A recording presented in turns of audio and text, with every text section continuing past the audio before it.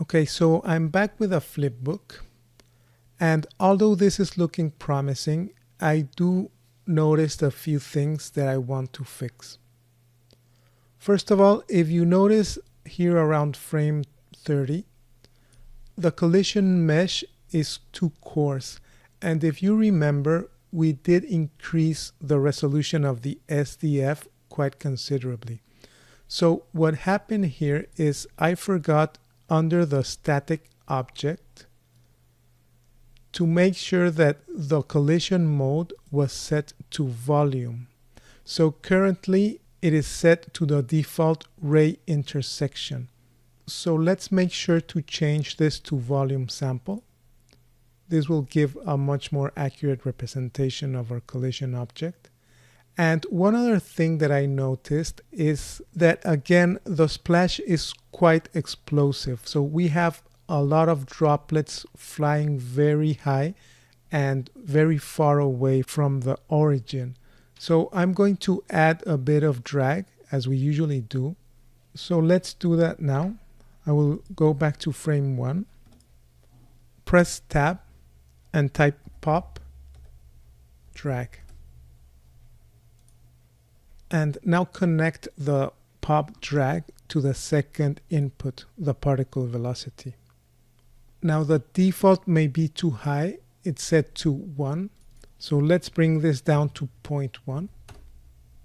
And finally, before I create another flipbook, I want to show you here under the flip object parameters. There's one very important parameter that I didn't talk about in the first exercise. I mentioned I would talk about this afterwards, and that's the grid scale. By default, the grid scale is set to 2, and this is the resolution of the volumes that will be internally created during the simulation. Now, you can lower this value to make the resolution of those volumes higher and create more details, especially with the velocity and the surface.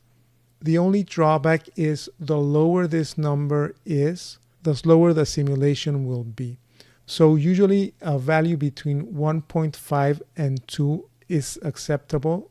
In this particular case, I will go with 1.5. And at this point, I think we're ready to cache our simulation.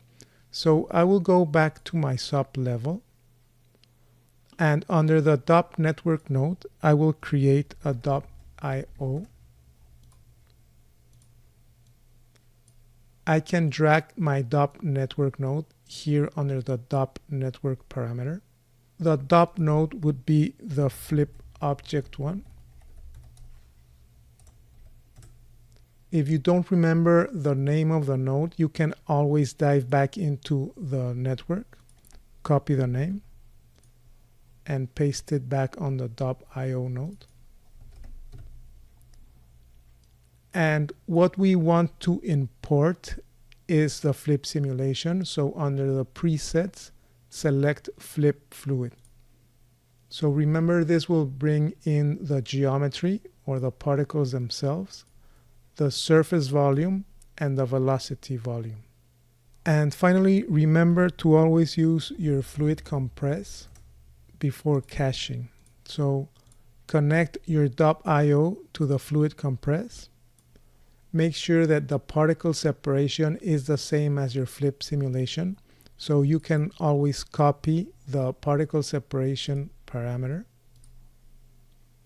and channel reference it to the fluid compress.